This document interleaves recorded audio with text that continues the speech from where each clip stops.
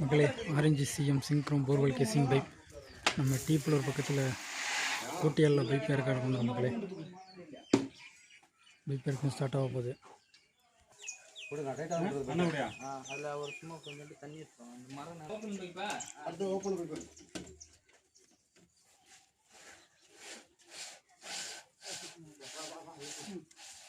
மரம் அங்கே போகணும்.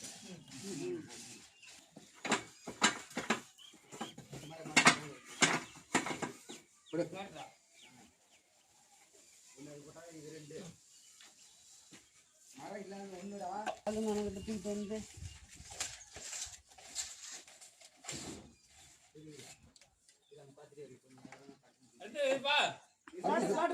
ஓட்டதான் எடுத்துருவா.